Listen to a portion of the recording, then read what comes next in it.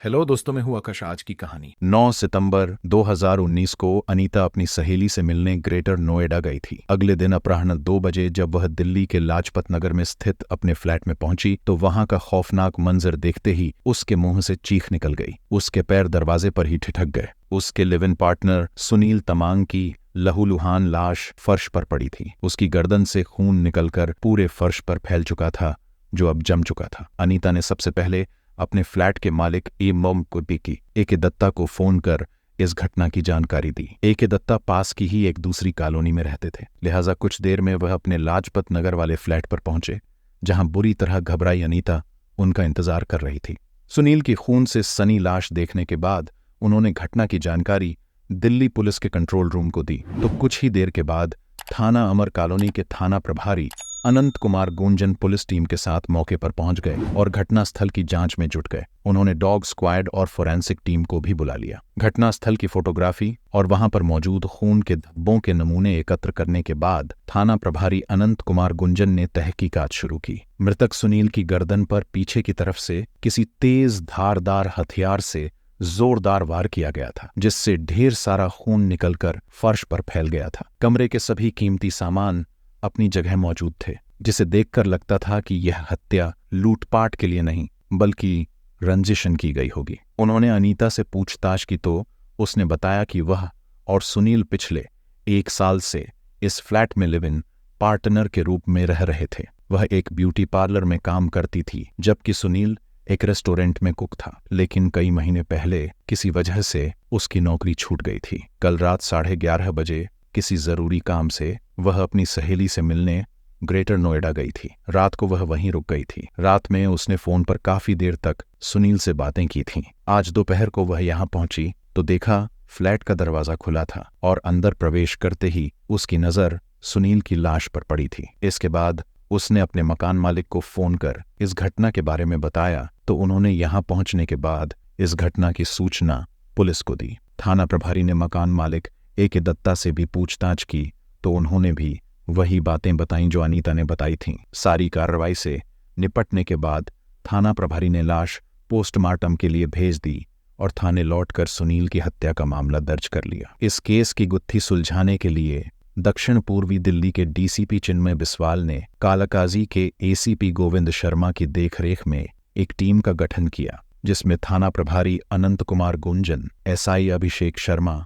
ईश्वर, R S. Dagar, ASI Jagdish, constable Rajesh Rai, Manoj, Sajjan आदि शामिल थे। अगले दिन थाना प्रभारी ने घटनास्थल के आसपास लगे सीसीटीवी कैमरों की फुटेज निकलवाई ताकि वारदात की रात फ्लैट के आसपास घटने वाली सभी गतिविधियों की बारीकी से जांच की जा सके। साथ ही मृतक सुनील तमांग और अनीता के मोबाइल फोन की कॉल डिटेल्स निकलवाई। कॉल डिटेल्स और सीसीटीवी फुटेज की बारीकी से जांच पड़ताल करने के बाद थाना प्रभारी ने गौर किया कि अनीता के बयान विरोधाभासी थे, इसलिए अनीता को पुनः पूछताछ के लिए अमर कॉलोनी थाने बुलाया गया। उससे सघन पूछताछ की गई तो अनीता यही कहती रही कि वह रात 11:30 बजे अपनी सहेली से मिलने ग्रेटर नोएडा गई थी, लेकिन वह वहां देर रात को क्यों गई की वजह नहीं बता पाई। पुलिस को लग रहा था कि वह झूठ पर झूठ बोल रही है। उसने उस रात जिन जिन नंबरों पर बात की थी उनके बारे में भी वह संतोषजनक जवाब नहीं दे सकी, लिहाजा उससे सख्ती से पूछताछ की गई तो वह टूट गई और सुनील तमांग की हत्या में खुद के शामिल होने का जुर्म स्वीकार कर लिया। उसने बताया कि इस हत्याकांड में उसका भाई विजय छेत्री तथा जीजा राजेंद्र छेत्री भी शामिल थे। ये दोनों पश्चिम बंगाल के कालिम्पोंग शहर के रहने वाले थे। अनीता द्वारा अपने लिव इन पार्टनर की हत्या में शामिल होने की बात स्वीकार करने के बाद पुलिस ने उसे गिरफ्तार कर लिया। बाकी आरोपियों विजय छेत्री और राजेंद्र छेत्री को गिरफ्तार करने के लिए थाना प्रभारी अनंत कुमार गुंजन ने एसआई अभिषेक शर्मा के नेतृत्व में एक टीम गठित की। यह टीम 13 सितंबर 2019 को वेस्ट बंगाल के कालिम्पोंग शहर पहुंच गई। स्थानीय पुलिस के सहयोग से दिल्ली पुलिस ने विजय छेत्री और राजेंद्र छेत्री को उनके घर से गिरफ्तार कर लिया। दोनों से जब सुनील तमांग की हत्या के बारे में पूछताछ की गई तो उन दोनों ने पुलिस को बरगलाने की काफी कोशिश की, लेकिन बाद में जब उन्हें बताया गया कि अनीता गिरफ्तार हो चुकी है और उसने अपना गुनाह कबूल कर लिया है तो उन दोनों ने भी अपना जुर्म स्वीकार कर लिया। वेस्ट बंगाल की स्थानीय कोर्ट में पेश करने के बाद दिल्ली पुलिस दोनों आरोपियों को ट्रांजिट रिमांड पर लेकर दिल्ली लौट आई। अनीता, विजय और राजेंद्र से की गई पूछताछ तथा पुलिस की जांच के आधार पर इस हत्याकांड के पीछे की जो कहानी उभर कर सामने आई वह इस प्रकार है। अनीता मूल रूप से पश्चिम बंगाल के कालिम्पोंग की रहने वाली थी। करीब 5 साल पहले वह अपने पति से अनबन होने पर उसे छोड़कर अपने सपनों को पंख लगाने के मकसद से दिल्ली आ गई थी। यहाँ उसकी एक सहेली थी जो बहुत शानो शौकत से रहती थी। वह सहेली जरूरत पड़ने पर उसकी मदद भी कर दिया करती थी। दरअसल अनीता स्कूली दिनों से ही खुले विचारों वाली एक बिंदास लड़की थी। वह जिंदगी को अपनी ही शर्तों पर जीना चाहती थी, जबकि उसका पति एक सीधा साधा युवक। उसे अनीता का ज्यादा फैशनेबल होना तथा लड़कों से ज्यादा मेलजोल पसंद नहीं था। विपरीत स्वभाव होने के कारण शादी के थोड़े दिनों बाद ही वे एक दूसरे को नापसंद करने लगे थे। बाद में जब बात काफी बढ़ गई तो एक दिन अनीता ने पति को छोड़ दिया और वापस अपने मायके चली आई। कुछ दिन तो वह मायके में रही, फिर बाद में उसने अपने पैरों पर खड़े होने का फैसला कर लिया और वह दिल्ली आ गई। वह ज्यादा पढ़ी लिखी तो नहीं थी, महज 8वीं पास थी। छोटे शहर की होने और कम शिक्षित होने के बावजूद उसका रहने का स्टाइल ऐसा था जिसे देख कर लगता था कि वह काफी मॉडर्न है। दिल्ली पहुंचने के बाद अनीता ने अपनी उसी सहेली की मदद से ब्यूटिशियन की ट्रेनिंग ली। इसके बाद वह एक ब्यूटी पार्लर में नौकरी करने लगी।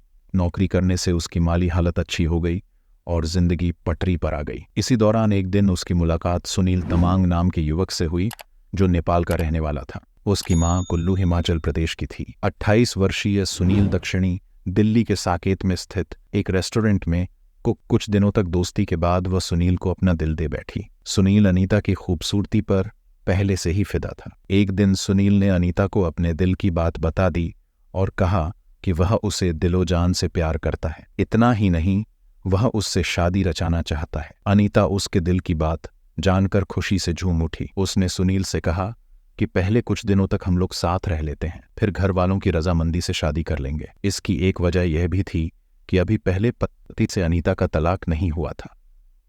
तलाक के बाद ही दूसरी शादी संभव हो सकती थी।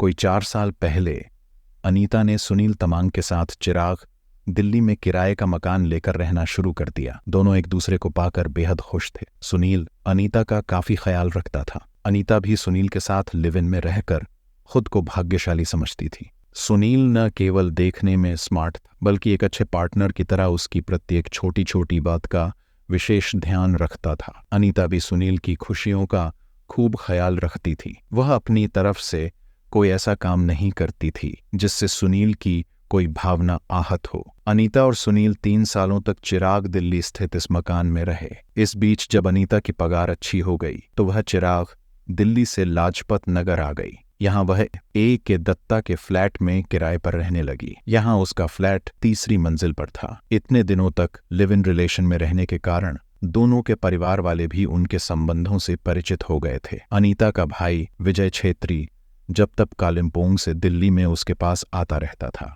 उसे सुनील का व्यवहार पसंद नहीं था। विजय ने अनीता की पसंद पर ऐतराज तो नहीं जताया, लेकिन एक दिन उसने सुनील की गैर मौजूदगी में अपने मन की बात अनीता को बता दी। चूंकि अनीता सुनील से प्यार करती थी, इसलिए उसने भाई से सुनील का पक्ष लेते हुए कहा कि सुनील दिल का बुरा नहीं है, लेकिन फिर भी अगर सुनील की कोई बात उसे अच्छी नहीं लगती है तो वह उसे कहकर इसमें सुधार लाने का प्रयास करेगी। विजय ने जब देखा कि उसकी बहन ने उसकी बात को ज्यादा तवज्जो नहीं दी है तो उसने चुप रहने में ही अपनी भलाई समझी। सुनील और अनीता को विजय की बातों से जरा भी फर्क नहीं पड़ा था, लेकिन कहते हैं कि हर आदमी का वक्त हमेशा एक सा नहीं रहता है। सुनील तमांग के साथ भी कुछ ऐसा ही हुआ। किसी बात को लेकर सुनील की रेस्टोरेंट से नौकरी छूट गई। नौकरी छूट जाने की वजह से वह परेशान तो हुआ, लेकिन अनीता अच्छा कमा रही थी, इसलिए घर का खर्च आराम से चल जाता था। हालांकि कुछ दिन बाद अनीता सुनील को समझा बुझाकर जल्दी कहीं नौकरी खोजने का दबाव बना रही थी, मगर 6 महीने तक सुनील को उसके मन मुताबिक नौकरी नहीं मिली। धीरे धीरे अनीता को ऐसा लगने लगा जैसे सुनील जानबूझकर नौकरी नहीं करना चाहता है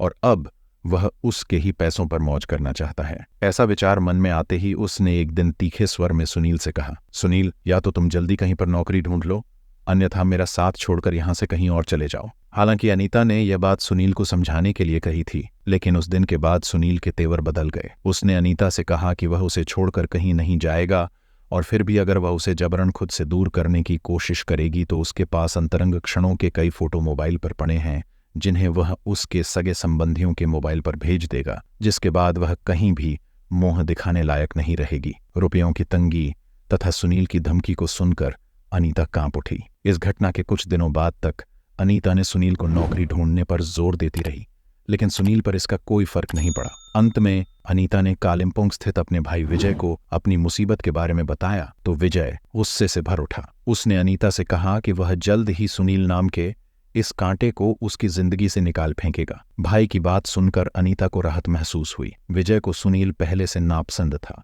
अब जब अनीता खुद ही उससे छुटकारा पाना चाहती थी तो उसने अपने रिश्ते के बहनोई राजेंद्र के साथ मिलकर सुनील को मौत की नींद सुलाने की योजना तैयार कर ली। इसके बाद उसने अनीता को अपनी योजना के बारे में बताया तो अनीता ने दोनों को दिल्ली पहुंचने के लिए कह दिया। 7 सितंबर 2019 को विजय छेत्री और राजेंद्र छेत्री पश्चिम बंगाल के कालिम्पोंग से नई दिल्ली पहुंचे और पहाड़गंज के एक होटल में रुके। अनीता फोन से बराबर भाई के संपर्क में थी, लेकिन सुनील अनीता और विजय के षड्यंत्र से अनजान था। उसे सपने में भी गुमान नहीं था कि अनीता उसकी ज्यादतियों से तंग आकर उसका कत्ल भी करवा सकती है। 9 सितंबर को विजय छेत्री और राजेंद्र छेत्री पूर्व नियोजित योजना के अनुसार रात के 10 बजे अनीता के फ्लैट पर पहुंचे। अनीता दोनों से ऐसे मिली जैसे उन्हें पहली बार देखा हो। सुनील भी उनसे घुल मिलकर बातें करने लगा। 11:30 बजे उसने अचानक सबको बताया कि उसे अभी इसी वक्त अपनी सहेली से मिलने ग्रेटर नोएडा जाना। इसके बाद वह तैयार होकर फ्लैट से बाहर निकल गई। रात में अनीता सुनील के मोबाइल पर कॉल करके उससे 2-3 घंटे तक मीठी मीठी बातें करती रही।